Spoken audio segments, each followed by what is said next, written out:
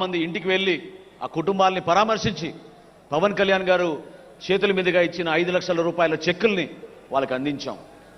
ఆ 463 జన సైనికులకి మన ఈ సభ ద్వారా వారి కుటుంబానికి ఒక భరోసా కల్పించే విధంగా, వాళ్ళ బిడ్డలకు ఒక మంచి భవిష్యత్తు ఉండే విధంగా మనందరం కూడా కలిసి ఉండాలి, వాళ్ళ ఆత్మకు శాంతి చేకూరాలని మనందరం కూడా ఈ సందర్భంగా ఆలోచించాలి. అదేవిధంగా పిఠాపురం ప్రజలకి,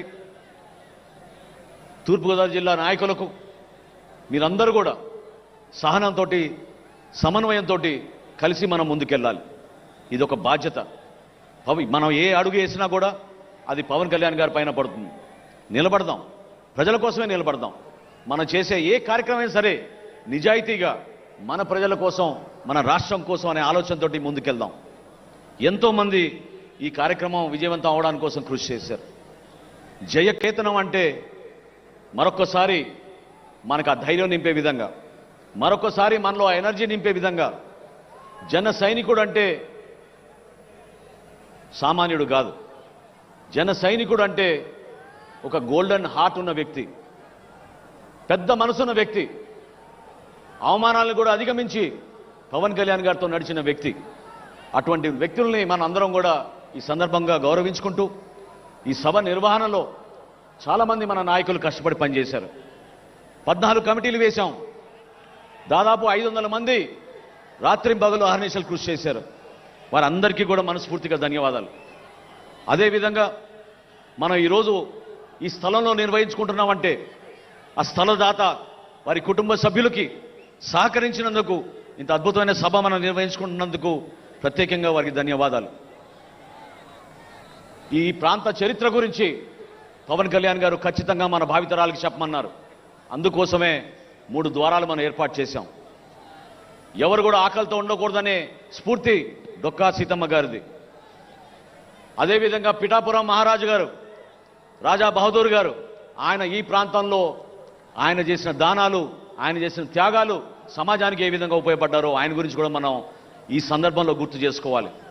వీటితో పాటు సత్యలింగం నాయకర్ గారు ఎంతో అద్భుతంగా కాలేజీలు ఏర్పాటు చేసి ప్రతి బిడ్డకి ఒక అద్భుతమైన భవిష్యత్తు ఉండాలని వాళ్ళు చేసిన ఆలోచనల్ని మనందరం కూడా ఈ సందర్భంగా గుర్తు తెచ్చుకోవాలి.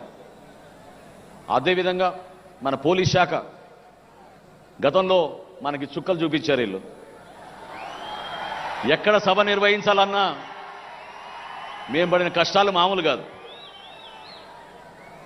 ఎన్నిసార్లు మొత్తుకున్నా, ఎన్నిసార్లు పర్మిషన్లు అప్లై చేసినా 12 గంటల ముందు, 14 గంటల ముందు ఒక చీటీ రాసి 9 ముగియాలి మీ సభనని చెప్పి ఆక్షేపణలు కూడా పెట్టేవాళ్ళు.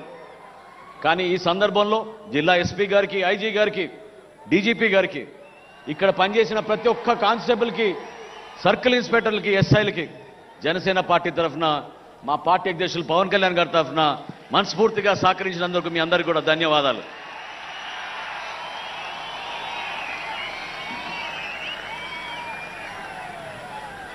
ఈ కష్టకాలంలో మనతో పాటు నిలబడిన మన వాలంటీర్స్, ఇందాక చూశారు మీరు ఏ విధంగా వాళ్ళు నిలబడ్డారు.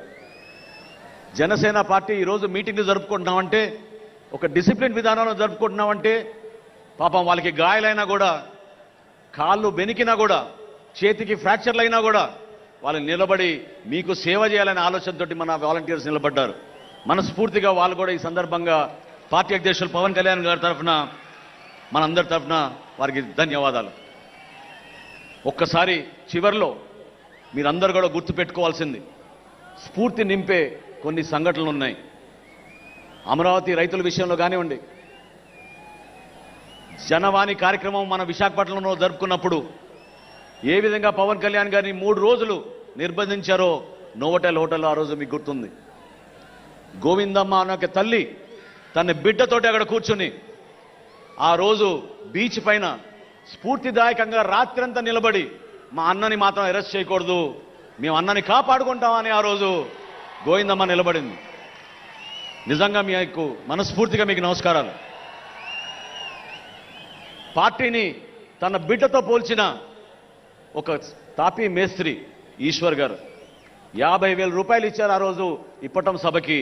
ఆయన ఒక దాతగా, ఒక స్ఫూర్తిదాయకమైన దాతగా నిలబడ్డాడు. ఈశ్వర్ గారిని మనం ఎప్పుడూ మర్చిపోలేం.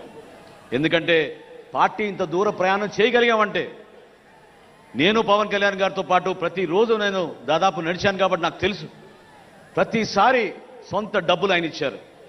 పార్టీ కార్యక్రమం ఏదన్నా కూడా మన జన సైనికుల కోసం చివరికి సభ్యత్వం విషయంలో కూడా పవన్ కళ్యాణ్ గారు నిధులు ఇచ్చేవాళ్ళు.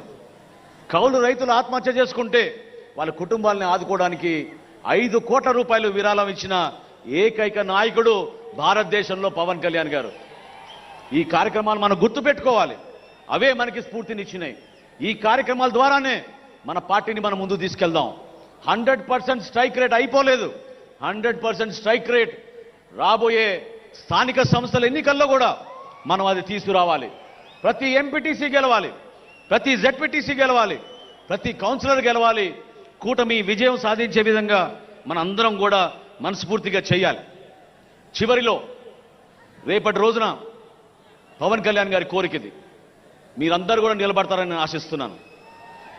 రేపటి రోజున సభ ముగిసిన తర్వాత ఈ ప్రాంతం మొత్తం స్వచ్ఛ ఆంధ్రప్రదేశ్గా మనందరం కలిసికట్టుగా ఏ రాజకీయ పార్టీ చేయని విధంగా మనం కార్యక్రమాల్లో పాల్గొని కేవలం చెత్తనే కాదు, ఫ్లెక్సీలు, జెండాలు, ఇతర పార్టీల జెండాలు కూడా గౌరవంగా తీయాలని పవన్ కళ్యాణ్ గారు చెప్పడం జరిగింది.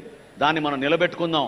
పిఠాపురం ప్రజలకి మరొకసారి నేను మనస్ఫూర్తిగా ఒక అద్భుతమైన విజయం అందించినందుకు పవన్ కళ్యాణ్ గారిని ఈ విధంగా రాష్ట్రానికి ఉప ముఖ్యమంత్రిగా చేసినందుకు వారికి ప్రత్యేకంగా ధన్యవాదాలు తెలుపుతూ, కూటమి ప్రభుత్వంలో మనకున్న బాధ్యతని మీరు నిలబెట్టండి, కలిసి పనిచేద్దాం.